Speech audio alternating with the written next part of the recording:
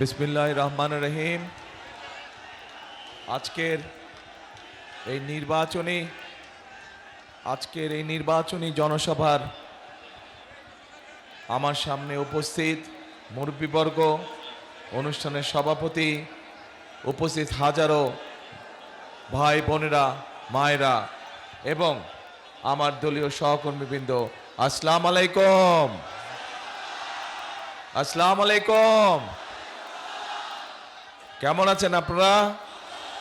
ভালো আছেন? অনেকক্ষণ অপেক্ষা করেছেন তাই না? হ্যাঁ, আমার আসার কথা ছিল খুব সম্ভব 5টার সময়, এখন বাজে রাত্রি 12:30। এই যে কেন দেরি হলো নিশ্চয়ই আপনারা ফেসবুকে দেখেছেন না? আজকে থেকে বাংলাদেশে এই যে আগামী 12 তারিখে এটাকে সরায় দেন তাহলে পিছনে করে দেন।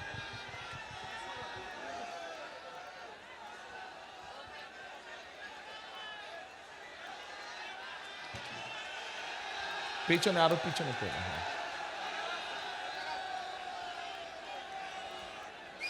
হ্যাঁ, আর এই জায়গাটা ক্লিয়ার করে দেন। হ্যাঁ, এই জায়গাটা পিছনে। এখন ঠিক আছে? তো এই যে আগামী মাসের 12 তারিখ, এই আগামী মাসের 12 তারিখে দেশে জাতীয় নির্বাচন, তাই তো নাকি? ঠিক বললাম না ভুল বললাম? ঠিক। আচ্ছা, তো এখন এই যে 12 তারিখে জাতীয় নির্বাচন, এই নির্বাচনে আমরা বাংলাদেশের জনগণ, প্রত্যেকটি মানুষের একটি অধিকার আছে। কি বলেন তো? ভোটের অধিকার আছে। নির্বাচন সময় যেমন অধিকার, তেমন এই যে এখানে যত মানুষ আপনারা আছেন, আপনারা সহ এই জেলায় যত মানুষ আছে, তাদের মধ্যে যারা তাদের মধ্যে ভোটার আছে না? এখানে ভোটার তো আছেন আপনারা। প্রত্যেকটি ভোটারের দায়িত্ব হচ্ছে কি? ভোট দেওয়া। দায়িত্ব কি? ভোট দেওয়া, পবিত্র দায়িত্ব। এটা হচ্ছে দেশ, রাষ্ট্র আপনাকে সেই দায়িত্ব দিয়েছে, এটা আপনার জন্মগত অধিকার। কিন্তু এই ভোটের অধিকার কেড়ে নেওয়া হয়েছিল গত 15 বছর। এই ভোটের অধিকারকে আদায় করতে গিয়ে গত 15 বছরে আমাদের শত শত নেতাকর্মী, আরও বিভিন্ন রাজনৈতিক দলের, এমনকি রাজনীতি করে না কিন্তু জনগণের এই অধিকারের পক্ষে কথা বলেছে, এরকম বহু মানুষকে হত্যা করা হয়েছে, গুম করা হয়েছে, খুন করা হয়েছে। বহু হাজার লক্ষ মানুষের বিরুদ্ধে মিথ্যে মামলা দেওয়া হয়েছে। শুধু সেই সময় নয়, এই যে এখানে আমার সামনে এখানে কতগুলো পরিবার বসে আছে, তাদের সদস্যদেরকে আমরা হারিয়েছি। আমাদের দল করতো, তাদের অনেকে অন্য দলেরও মানুষ ছিল, এরকমও মানুষ আছে। শুধু এই যে 2024 সালের 5ই আগস্ট, এই যে সারা দেশের মানুষ রাজপথে নেমে এসে স্বৈরাচারকে যে বিদায় করেছিল, সেই সময় 1500 মানুষকে হত্যা করেছে, তার মধ্যেও এখানে উপস্থিত আছে। তাহলে প্রিয় ভাই বোনেরা, এই যে ভোটের অধিকার, গত 15 বছর আপনারা ভোট দিতে পেরেছিলেন? ভোট দিতে আপনারা পারেননি গত 15 বছর। সেই অধিকারকে কেড়ে নেওয়া হয়েছিল।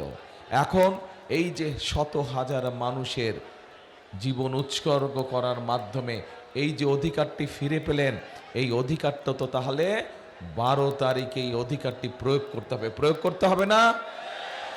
এখন কখন যাবেন ভোট দিতে?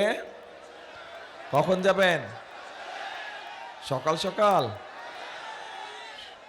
সকাল হইল না, তাহাজ্জুদের সময় উঠতে হবে। এইবার তাহাজ্জুদের সময় উঠতে হবে। তাহাজ্জুদের নামাজ পড়ে যার যার ভোট কেন্দ্রের সামনে গিয়ে ফজরের জামাত পড়বেন। পারবেন? ফজরের জামাত পড়ে লাইন দিয়ে দাঁড়া যাবেন যারা যারা ভোটার যেই এলাকার। কেন কথাটা বললাম? কথাটা এই কারণে বললাম যে গত 15 বছর যেমন আমিন নির্বাচন হয়েছে, নিশিরাতের নির্বাচন হয়েছে, মনে আছে না? মনে আছে, আপনাদের ভোট দিতে দেয় নাই। ঠিক একইভাবে এইবার আবার ষড়যন্ত্র শুরু হয়েছে একটা দলের। পত্রিকার খবরে এসেছে এই যে প্রবাসী আমাদের ভাইরা থাকে তাদের জন্য পোস্টাল ব্যালটের কথা আমরা বলেছিলাম অনেক আগে থেকে। এই সরকার সেটা পূরণ করেছে, সবটা না পারলে অনেকটা করেছে। কিন্তু পত্রিকার খবরে দেখলাম যে পোস্টাল ব্যালটগুলো সরিয়ে ফেলা হচ্ছে। দেখেছেন আপনারা খবরটাতে কাজে ষড়যন্ত্র শুরু হয়েছে। আবার কি ষড়যন্ত্র হচ্ছে? ষড়যন্ত্র বিভিন্ন মা বোনদেরকে দিয়ে, নিরীহ মা বোন যারা ভোটার, গিয়ে গিয়ে তাদের এনআইডি নাম্বার নিচ্ছে, গিয়ে তাদের ফোন নাম্বার নিচ্ছে, বিকাশ নাম্বার নিচ্ছে। শুনেছেন না এই খবর? এই খবর কে কে শুনছেন বলেন তো দেখে? ও সবাই শুনছেন? তাহলে ভাই আর বলে কি হবে, আপনারা তো জানেনই সব ঘটনা। তাহলে শেষ করে দেই? ও বলবো, আচ্ছা তাহলে বলি। এখন এই যে নিচ্ছে, এখন যারা নিচ্ছে তারা কারা জানেন? এই যারা নিচ্ছে, এই যে মা বোনদেরকে, নিরীহ মা বোনদেরকে যারা এই যে এনআই নাম্বার নিচ্ছে বিভ্রান্ত করে, বিভিন্ন কথাবার্তা বলছে, এরা ৭১ সালে যে আমরা দেশ স্বাধীন করেছিলাম লক্ষ শহীদের রক্তের বিনিময়, সেই সময় তাদের একটি ভূমিকা ছিল। কি ভূমিকা ছিল? এই দেশের মানুষ যুদ্ধ করে রক্ত দিয়ে দেশ স্বাধীন করেছিল। কিন্তু এই যাদের কথা বললাম ষড়যন্ত্র করছে, এরা তখন দেশের বিপক্ষে অবস্থান করেছিল, দেশের স্বার্থের বিরুদ্ধে। এবং তাদের কারণে তারা দেশের মানুষের সাথে ছিল না, দেশের স্বার্থের বিরুদ্ধে ছিল, এবং তাদের কারণে এই দেশের লক্ষ লক্ষ মানুষ শহীদ হয়েছিল সেদিন। তাদের কারণে এই দেশের লক্ষ লক্ষ মা বোনের সম্মান হানি হয়েছিল সেদিন। তাদেরকে বাংলাদেশের মানুষ 50 বছর আগেই দেখে ফেলেছে যে তারা কি জিনিস, তারা কি জিনিস বাংলাদেশের মানুষ দেখে ফেলেছে। কাজে এই ষড়যন্ত্রকারীদের বিরুদ্ধে আমাদেরকে সজাগ থাকতে হবে। প্রিয় ভাই বোনেরা, এই যেই ভোটের অধিকার আমরা অর্জন করেছি, শুধু ভোট দিলেই আমাদের এবার চলবে না। এই ভোট দেওয়ার মাধ্যমে আমাদেরকে নিশ্চিত করতে হবে যে কারা আপনাদের জন্য কাজ করবে, এলাকার উন্নয়নের জন্য কাজ করবে, দেশের মানুষের জন্য কাজ করবে। এই দেখেন এখানে লাইন দিয়ে বসে আছে 6 জন প্রার্থী, দেখেছেন? প্রার্থীরা বসে আছে এখানে 6 জন। এদেরকে আমরা দায়িত্ব দিয়েছি, আপনাদের ঘরে ঘরে তারা গেছে, তারা আপনাদের ঘরে ঘরে যাবে, গ্রামে গ্রামে যাবে। আমি বিভিন্নভাবে খোঁজ খবর নিয়েছি। আমি তো নিজেই দেখলাম আসার সময়, সিলেটের রাস্তা দিয়ে আসার সময় রাস্তার সে কি দুরবস্থা, রাস্তা ভাঙা চূড়া দুরবস্থা। সেই 2005 সালে যখন ধানের শীষ খালেদা জিয়া যখন দেশ পরিচালনার দায়িত্বে ছিলেন, তখন আমি ঢাকা থেকে সিলেটে গেছি, 4.5 ঘন্টায় সিলেটে গেছি আমি। আর এখন 10 ঘন্টা সময় লাগছে সিলেট থেকে আসতে, এত খারাপ অবস্থা রাস্তার। আপনারা তো দেখেছেনই। শুধু এই মহাসড়কের অবস্থা যে খারাপ তা না, আপনাদের প্রত্যেকটা জেলার ভিতরে প্রত্যেকটা গ্রাম, উপজেলা, ইউনিয়ন সবগুলো রাস্তাঘাট ভেঙে চুরে খান হয়ে গেছে, হয়েছে না? স্কুল কলেজগুলো ধ্বংস হয়ে গেছে, ভেঙে চুরে পড়ে গেছে, কোনো রকম রিপেয়ার নাই, আছে না? হাসপাতালগুলোতে ওষুধের অভাব, ডাক্তারের সমস্যা, চিকিৎসা হয় না ঠিকভাবে, আছে না সমস্যা? বিদ্যুৎ থাকে না, বিদ্যুৎ প্রায় চলে যায়, হচ্ছে না এই সমস্যা? ইন্টারনেটের সমস্যা আছে, হচ্ছে না এই সমস্যা? এর বাইরে আরো সমস্যা আছে।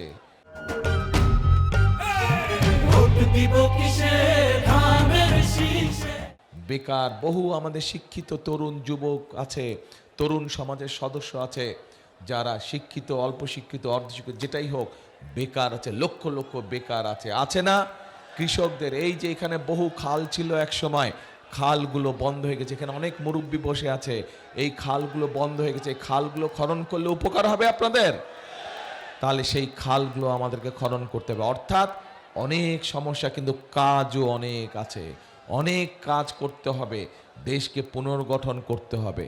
এখন দেশকে পুনর্গঠন করা যাবে কি না, সেই সিদ্ধান্তের মালিক কিন্তু আপনারা কারা? জনগণ, এই দেশের জনগণ। আপনারা হচ্ছেন সেই সিদ্ধান্তের মালিক, কারণ এই দেশের মালিক কারা? জনগণ, এই দেশের মালিক আপনারা। এই যে এখানে হাজার হাজার মানুষ, এত রাত্রেবেলায় হাজার হাজার মানুষ আছেন, আপনারা সহ সারা বাংলাদেশে যে 20 কোটি মানুষ আছে, এই 20 কোটি মানুষ হচ্ছে এই দেশের জনগণ মালিক। কাজে এই মালিককে সিদ্ধান্ত নিতে হবে যে দেশ ঠিকভাবে চলবে কিনা, এবং দেশ যদি ঠিকভাবে চলতে হয় ওই ষড়যন্ত্রকারী যাদের কথা একটু আগে বললাম তাদের ব্যাপারে আপনাদেরকে সজাগ থাকতে হবে, এবং একই সাথে সজাগ থাকতে হবে যারা বিগত 15 বছর আপনাদেরকে ভোট দিতে দেয় নাই, ভোটের অধিকার কেড়ে নিয়েছিল, তাদের বিরুদ্ধেও আপনাদেরকে সজাগ থাকতে হবে। বাকি থাকলো একমাত্র কি ধানের শীষ। যতবার ধানের শীষ, এই দেশের মানুষ যতবার ধানের শীষকে সুযোগ দিয়েছে প্রত্যেকবার ধানের শীষ তার সর্বোচ্চ দিয়ে চেষ্টা করেছে মানুষের নিরাপত্তা নিশ্চিত করার জন্য।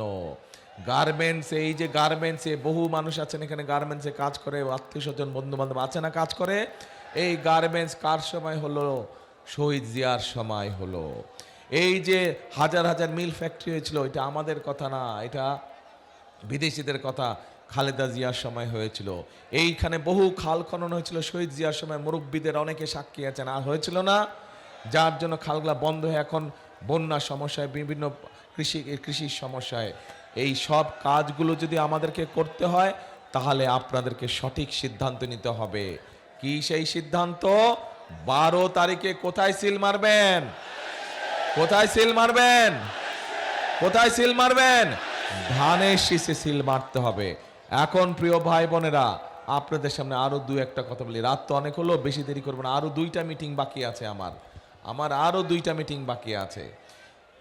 এখন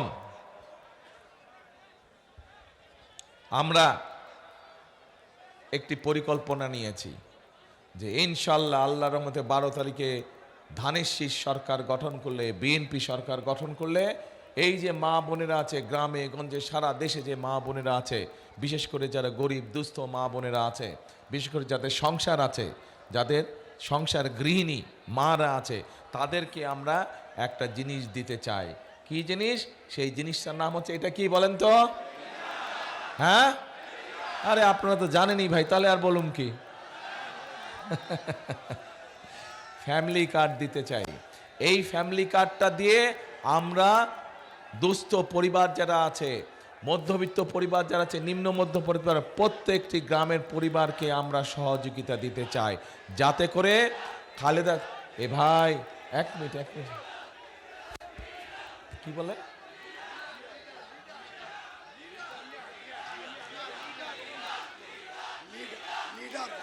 ও আচ্ছা আচ্ছা আচ্ছা আচ্ছা, ঠিক ভাই, কথা শেষ করি। ঠিক আছে, ধন্যবাদ। কথা শেষ করে, কেন ফ্যামিলি কার্ডটা দিতে চায়? কারণ দেখেন, দেশনেত্রী খালেদা জিয়া যখন বেঁচে ছিলেন, উনি যখন এর আগে দেশ পরিচালনা করেছিলেন, তখন কিন্তু এই মা বোনদের জন্য বিনামূল্যে শিক্ষার ব্যবস্থা করে দিয়েছিলেন, মনে আছে? এখনো কিন্তু তার সুযোগ পাচ্ছে এই দেশের মেয়েরা যে শিক্ষিত হচ্ছে। কিন্তু সেই শিক্ষিত আমাদের যেই মেয়েরা ছিল, তারা এখন মা হয়ে গেছে অনেক জায়গায়, তাদের নিজেদের সংসার হয়েছে। আমরা চাই সেই মহিলাদেরকে আমরা স্বাবলম্বী, অর্থনৈতিকভাবে স্বাবলম্বী করে গড়ে তোলার জন্য। তারা যাতে শিক্ষিত যেমন হয়েছে, তাদেরকে এখন অর্থনৈতিকভাবে স্বাবলম্বী করতে চাই এই ফ্যামিলি কার্ডের মাধ্যমে। পরিকল্পনা ঠিক আছে না ভুল আছে? ঠিক আছে, আচ্ছা। তাই যদি হয়, এবার আসেন, এই যে সারা দেশে এখানে কৃষিকাজ করেন কে কে? হাত তোলেন তো ভাই। কারা কারা? সবাই তো কৃষিকাজ করে, এত কৃষক, তাহলে তো খুব ভালো। তার মানে দেখেন, এই যে আপনারা এত মানুষ হাত তুললেন কৃষিকাজ করেন, তার মানে এই দেশের সবচেয়ে বড় সেক্টর হচ্ছে কৃষি সেক্টর। এই সেক্টরে সবচেয়ে বেশি মানুষ কাজ করে। আমরা এই কৃষক ভাইদের পাশে দাঁড়াতে চাই। এর আগে যখন শহীদ জিয়া ছিলেন, তখন কৃষকদের, সেই আমলে অনেক মুরব্বী আছেন, ওই যে এক মুরব্বী দেখছে অনেক আগে, শহীদ জিয়া যখন, তখন এই দেশে কৃষকদের সেচের অসুবিধা হতো। শহীদ জিয়া খাল খনন কর্মসূচি করেছিলেন। এই জেলাতেও তো অনেক খাল আছে, বিভিন্ন খাল কি কি, হ্যাঁ অনেক খাল আছে এখানে কিশোরগঞ্জ, রাইট? তো এখন এই খালগুলো খনন করার ফলে তখন কৃষকদের পানির সুবিধা হয়েছিল। এরপরে যখন খালেদা জিয়া দায়িত্ব পেলেন দেশের, তখন আমরা কি দেখলাম? 5,000 টাকা পর্যন্ত কৃষি লোনকে মওকুফ করা হচ্ছিল। 10,000 টাকা পর্যন্ত যে ঋণ ছিল সেটির সুদ মওকুফ করে দেওয়া ছিল। 25 বিঘা পর্যন্ত জমির, কৃষি জমির খাজনা মওকুফ করে দেওয়া ছিল। এইবার আবারও আমরা ধানের শীষ সরকার গঠন করলে, আগামী 12 তারিখে আপনারা ধানের শীষকে নির্বাচিত করলে, আমরা আমাদের কৃষক ভাইদেরকে এটা দিতে চাই। এটা কি বলেন তো? কৃষক কার্ড সবই জানেন আপনারা। এই কৃষক কার্ডের মাধ্যমে আমরা কৃষক ভাইদের কাছে সার, কীটনাশক এগুলো সব কিছু আমরা পৌঁছতে যাই সহজভাবে, যাতে করে তারা কৃষি ঋণ পেতে পারেন সহজভাবে, এবং একই সাথে তাদের শস্যের যদি ক্ষতি হয় বীমা সুবিধাও যাতে পায়, এই সব ব্যবস্থা আমরা করতে চাই। পরিকল্পনা ঠিক আছে? এই কাজটা দরকার করা। আচ্ছা ঠিক আছে, আসেন এবার এই সারা দেশ সহ এই কিশোরগঞ্জ জেলা সহ আপনাদের এই এলাকা সহ সদর সহ ভৈরব সহ বহু আমাদের তরুণ যুবক আছে, তরুণ সদস্য আছে, যুব সমাজের সদস্য আছে, যারা কোনো কাজ কর্ম নাই, যারা বেকার আছে না এরকম, এই বেকার ভাইদেরকে আমরা ট্রেনিং দিতে চাই, যেই ট্রেনিংয়ের মাধ্যমে তারা হয় নিজের ব্যবসা তৈরি শুরু করতে পারবে, অথবা ট্রেনিং দক্ষ হয়ে তারা বিদেশে একটা ভালো চাকরির ব্যবস্থা করতে পারবে। আমরা সেই ব্যবস্থা গ্রহণ করতে চাই। প্রতি জেলায় আমরা ভোকেশনাল ইনস্টিটিউট সহ ট্রেনিং ইনস্টিটিউট আমরা তৈরি করতে চাই। ঠিক আছে পরিকল্পনা?